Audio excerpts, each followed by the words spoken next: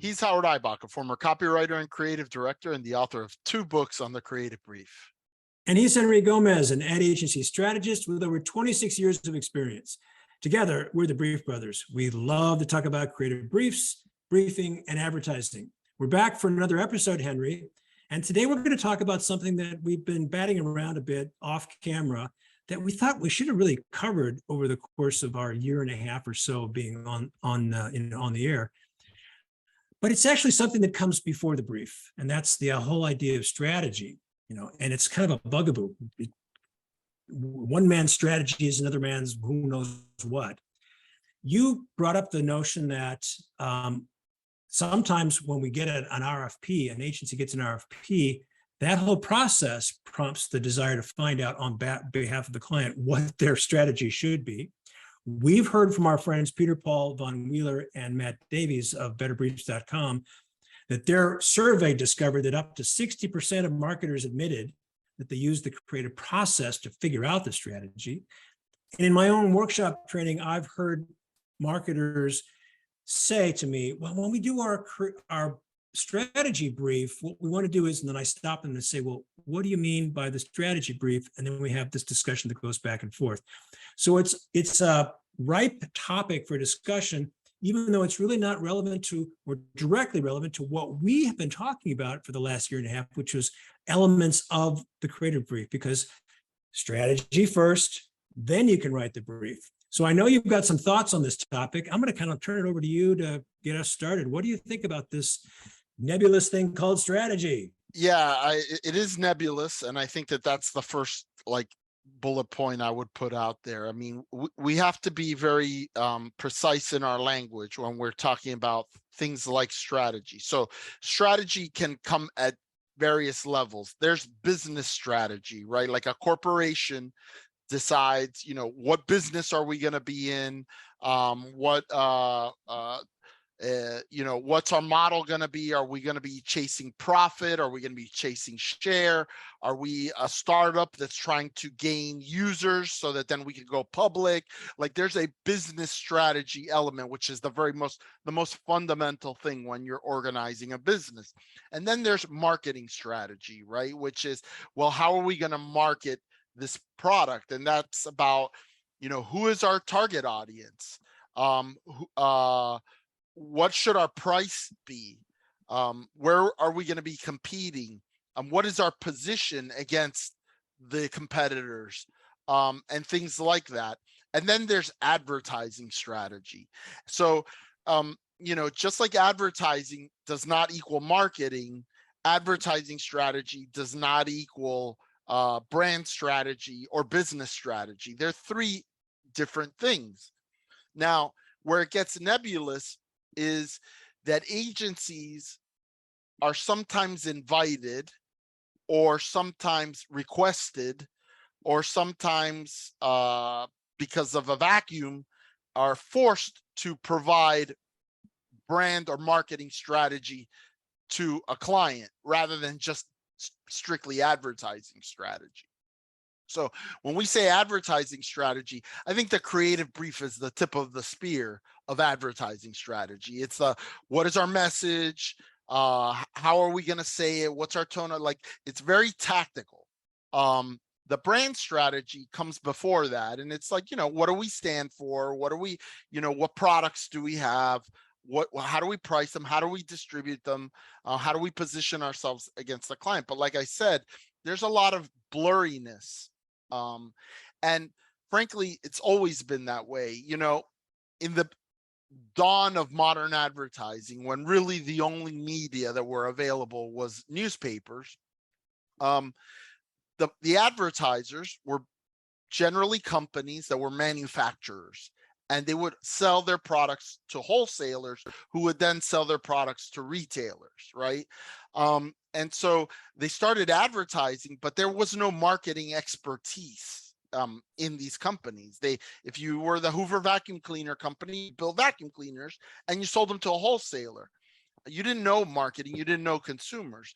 And it was really the Procter and Gamble's of the world, mainly Procter and Gamble, that kind of developed the discipline of marketing and marketing brands and managing multiple brands.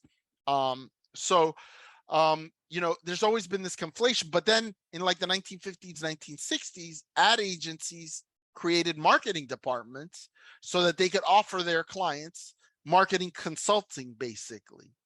And then in the 70s and 80s, all those clients brought marketing in-house, right? Like all the marketing clients now are in-house. And so agencies devolved back to just creating advertising. But it's always been fuzzy with agency straddling. And so an RFP, as we were talking about, is a good example. It's an aperture, right? Like when the client is thinking about a new ad agency, the way I like to talk about it is during an RFP process, the client is dreaming about what his brand might be, what his company might be able to be. And so the agencies are coming in and they're feeding those fantasies. Look, you could do this, and this is how you're going to win. And so I think that's an aperture where beyond just advertising, a lot of times agencies will come in with marketing ideas that go beyond just the communication, just beyond advertising, but maybe into, have you thought about introducing this type of product? Or have you thought about introducing a sub brand? Or have you thought about, consolidating these two competing brands that you have? So there's sometimes an aperture there to talk about strategy, brand strategy. Now, assuming that doesn't happen, an RFP is always a situation where the agencies are introducing advertising strategy. It's like, that's where they say, look, we're going to use an endorsement campaign from real users of our product, and we're going to have this tone, and we're going to do this, and we're going to do that, and this is the strategy that we're proposing for the advertising, reacting to what we understand about your brand strategy, right? So the brand strategy can manifest itself in many different advertising strategies. It's not, because again, it's like a pyramid, right? Like you have options. When you get down to communications, you have a lot of choices to make. So I do see the trend of what Peter, Paul, and Matt talk about, that what you find is clients that are lost will have a review so that they can find something to latch onto. Imagine being you were on a ship that sank, and you're like hanging on to like some flotsam and jetsam, and you're just in a stormy sea and you're hanging on, you're looking for anything that you could grab onto. The agencies present you a lifeboat and say, hey, what about we do this? And you say, oh yeah, let's do that. And then it tends to influence, and I've seen that on many occasions. Right. Is that the way it's supposed to work? No, it's not supposed to work that way. The clients are supposed to know what they're doing. They're supposed to have received the business strategy from the CEO and the board of directors and the CFO, and they're supposed to have developed a brand or marketing strategy for the brand, and then they present that to the agencies in a way that shows their expertise on their own brand, and then the agencies ideate against that to come up with an advertising strategy or advertising campaign. But in reality, as we've talked about with Mark Ritson, I was just going to say, and others, there's a real lack of preparation, thought, time, depth on the client side. So they need help. And that's why we see, clients reaching out to people like Accenture and McKinsey and the consultants, because they don't know what their strategy should be. So they're going out and hiring outside consultants.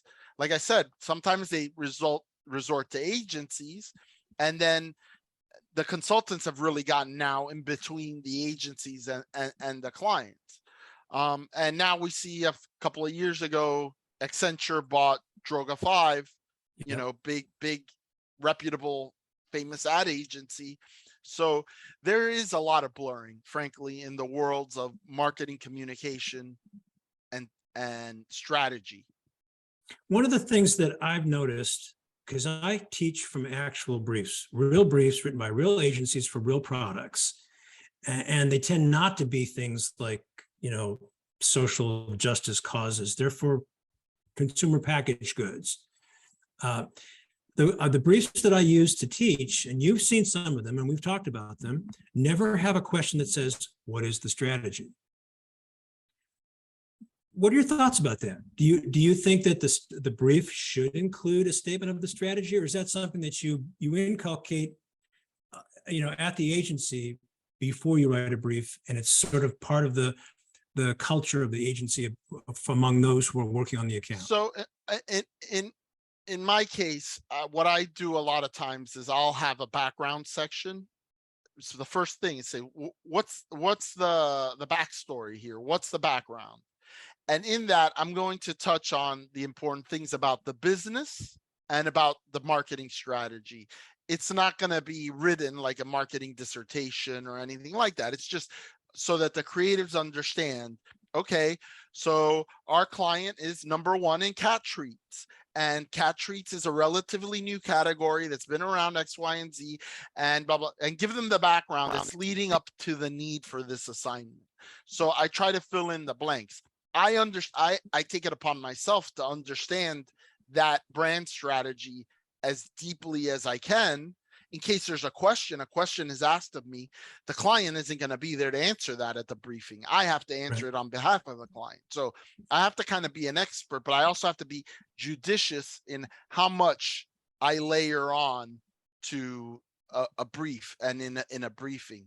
The other thing I'll add is, one of my early mentors in the business had come up through Y&R. And Y&R, like a lot of the big reputable New York agencies of the time in the 80s, they had really good account planning departments, and they had really forward-thinking strategists and planners.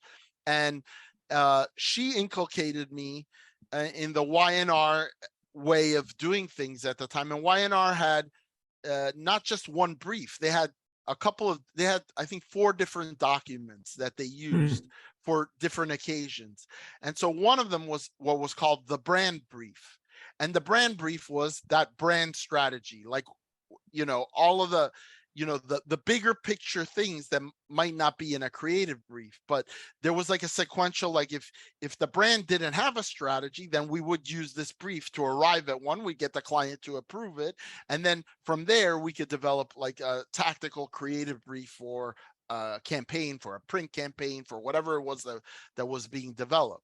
So I still keep those examples, even though the documents are probably 40 years old, because these things are like fundamental. Like, it's like, Right. What business are we in? Who are our main competitors? Those are things that are important to developing brand strategy, that you don't necessarily want to get that granular in a creative brief, but you do want to have agreement with the client on, before you go in and present them creative, to avoid those disconnects that we've talked about a lot. It's like, we present this work and they're like, why are we doing this again? It's like, well, because, it was our interpretation of what you told us, but there was no communication in between. Let's talk about this brand brief document that you said you've encountered at Y&R. I've worked at Y&R too in my way back when I was, living in LA. Would you be an advocate for bringing it back, for using it more often, for helping the client, or using it to help the client figure out what they really want to accomplish? 100%. 100%. By the way, I worked at DDB. They had a similar document. It was called Brand Foundations, which basically interrogated the brand about like what the brand is about, so that everybody would be on the same page. The caveat in my case, in my specific case, is that I've spent almost every minute of my career working in the multicultural space. Right. So that's like one step and I hate to say below, but it's one step below the general market agency, right? So in a lot of cases, we are receiving strategy that already exists for the brand in general. And then it's my job to interpret that for our specific multicultural. We are downstream of the overall strategy. Right. So in that sense, I do have experience doing brand planning. At here at Zuby, the agency I'm at now, excuse me, we pitched and won a quick service restaurant chain that was opening their first stores in North America in Miami, is a chain from Spain. And so this wasn't a Hispanic pitch. It was a pitch to be their agency launching this brand into the United States, specifically into Miami. So in our capacity as an agency headquartered in Miami that was fully bilingual and can speak to the Spanish clients, and we presented to them a brand strategy. Now, there also in that case was a brand strategy, the one of the master brand in Spain, but they recognize we need a US strategy, and it might be a little bit different than the Spanish strategy, which is what we told them. And then we sold them on that, and we pitched the business, and we won the business. So there have been occasions where I've worked on brand strategy, but it's not generally I'm doing some sort of interpretation of a brand strategy for a niche audience or a segment, usually Hispanic. Well, I'm perfectly comfortable saying that I don't have experience in the strategy side of things, because I teach. I'm a former creative, and I worked with the briefs, and my interest and expertise now is in fashioning a brief and understanding what a good brief is. But as I've said many, many times, and we've talked about this as well, the strategy has to come first. You can't write a brief without the strategy, even though clients, marketers try to do it unsuccessfully, I think. So that leads me to the question. I think it'd be kind of a fun exercise to take a look at an example of a brand brief to see the differences between what a brand brief looks like, even just as a blank template. But also, if you had one completed, or we could do one, just to show the differences. Yep. I think we both agree that we want to bring to our show, the Brief Brothers, more examples of finished creative briefs, student briefs, professional briefs. We've even talked about bringing on some acknowledged bad briefs as a way to show and to demonstrate, to teach. So can you just give me a sense of what kind of a question a brand brief might ask that might be different? I don't have it off the top of my head, but they're generally going to be one step above or bigger picture than what we would see in an advertising creative brief, right? It's more about, there might be questions about how was this brand founded? What industry does it compete in? Those types of things that would orient you at a bigger picture level than just the tactical execution of advertising. So you're not trying to solve a specific problem. You're trying to identify where the brand sits. You identify where it sits, but also with an eye toward what does that open for us in terms of pathways forward as a brand. Right. So part of it is knowing your history, know where you've come from, so that you can know what the next step should be in the direction that you want to go in. And so I think what that speaks to is going back to the rigor and the expertise that clients should have, in a lot of cases don't have. And one of the things that we talked about in the last episode that we recorded, we were breaking down some documents from Burger King, and it was an example of a very well-defined brand, and they had a very well-defined brand strategy, that the people at the agencies that were executing tactically had all been indoctrinated, but that's because the client had been indoctrinated. Everybody at the client, everybody was singing from the same hymn sheet, right? And I think that if that's the overarching, I guess, lesson for our listeners, is especially the ones that are on the client side, is they should be striving to make sure that everybody's singing from the same hymn sheet, that there's Right. no nebulous nature to what is our brand strategy, so that then you go and hire an agency to give you an advertising strategy, but they don't have to guess at what your brand strategy is, nor do they have Right. to bring you a brand strategy. I think it's fair game if you don't have a brand strategy and you need help, to ask the agency for the help. But by the way, you should also be compensating them for that. It shouldn't come as a Yeah. bonus, like you hired an ad agency and now they're developing your entire brand strategy. That is very valuable work that is frankly Yeah. worth hundreds of thousands, if not millions of dollars. And it's not something they're going to do in a week. It takes a lot of research and time. Now, one of the things that you've talked about a number of times as a way to truly understand what the strategy is to listen in on the investor call and listen to what the CMO or the CEO is saying about, the next quarter, the next 3 quarters, the next year. Are there other things along those lines that we could recommend to our listeners who happen to be marketers to help them ask the right questions to get at a strategy if they're not clear about it? Yeah. So I'm a big advocate of like you said, listening to the quarterly investor calls at these publicly held corporations. You have a client, they're paying you money, you get on, you get to listen directly from the horse's mouth what their objectives and their priorities are. Now that'll give you an insight into business strategy. There might be a little bit of marketing strategy in there, but it'll be mainly business strategy. But like I said, you understand one, then you can start understanding the next level, and then it gives you a clear path down to advertising strategy. Annual reports, same thing, right? Like, every year, it used to be, by the way, I'm sure you know this, creating annual reports, writing them and laying them out used to be like a huge revenue thing for agencies. Like these were like big produced glossy books with every year had a theme and any, like now they're PDFs that you download from the website. And at a certain point, it became unfashionable to have a very fancy annual report, because investors would say, well, what are they spending all this money on this annual report for? Like should be a lot more plain Jane. But it used to be a huge bank of business for agencies and design shops to come up with the annual reports each year. But yeah, annual reports are good. Interviews, find out, your client is out there talking to Ad Age or Marketing Week or whatever.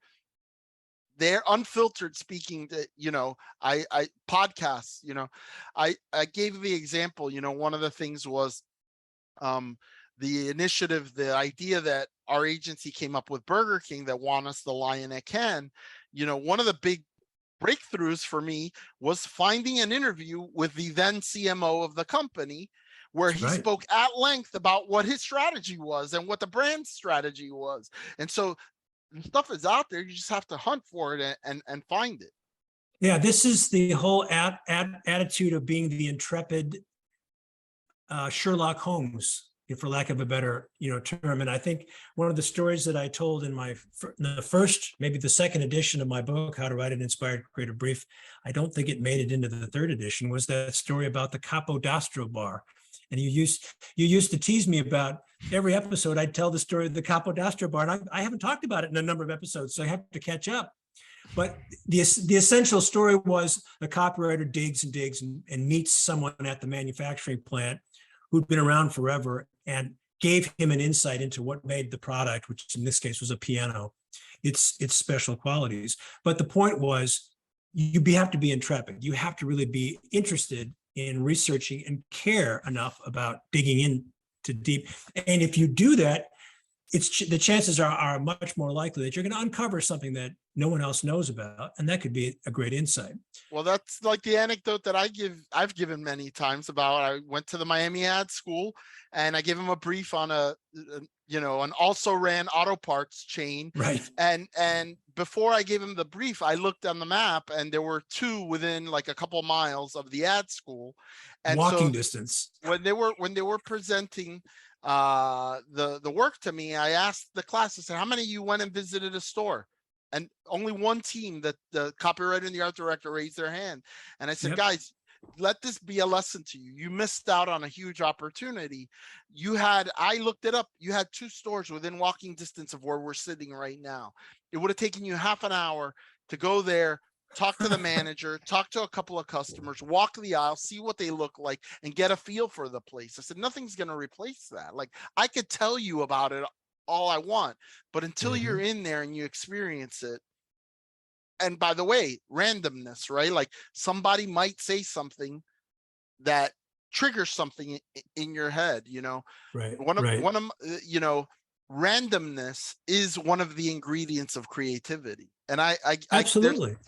there's a chapter of a speech that I gave at Miami Ad School, frankly, the same week, where I talk about randomness. And so you have to put yourself out there in the world and experience randomness in order to catch these lightning in a bottle insights that will help you get better work than you would get if you didn't.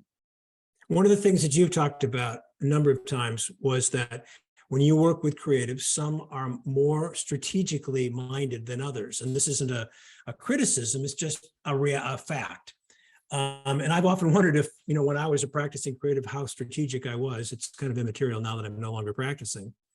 But the fact that you asked that question of your class, how many of you went to visit the store, which is so close, I think reveals the one team that did, they are probably a little more strategically inclined because they made the effort to go and see the store, to experience what it was actually like, where the product lived. So, I think creatives, I think we both would acknowledge that creatives used to own this process back in the 40s and 50s before account planning came around, and the Bill Bernbachs and the Ogilvies of the world probably felt that it was the responsibility and the proprietary responsibility of the creative department to do these kinds of things. And now it's a little bit more delineated. Diffuse. Yeah, it's like, yeah, more diffuse. But I think it's still important to identify that creatives should stand up to take a role in the whole process of understanding what the strategy should be when there's a little lack of clarity. Yeah, I never had, and even though that their responsibility is primarily tactical. Yeah, I was going to say, I never had the benefit of working with you, Howard, but knowing your story and how it is that we're sitting here across from each other, talking to each other, I got to believe you were a strategic creative. You were the one that was challenging what was being given to you. You were the one that was digging and probing and saying, why is this the way that it is? And that's how I got into strategy, was like, yeah, we were doing something for a client. I said, why are we doing this? Well, the client said so. Said, but why are we doing it? And nobody was asking those questions why in our agency. And I said, we should be asking questions why. And I found out, well, it's the strategist's job to do that. I said, well, then I guess I'm going to be a strategist. And that's how I found myself in the role. You asked the questions, you became a strategist. I asked the questions and I got fired. But it gave you a second career now, as a trainer and as an author on writing creative briefs. So here we are. I like it a lot better too. So, all right. Good stuff, Henry. Good stuff, Howard. He's Henry Gomez. And he's Howard Eibach. And together, we're the Brief Brothers. Till next time. Bye-bye.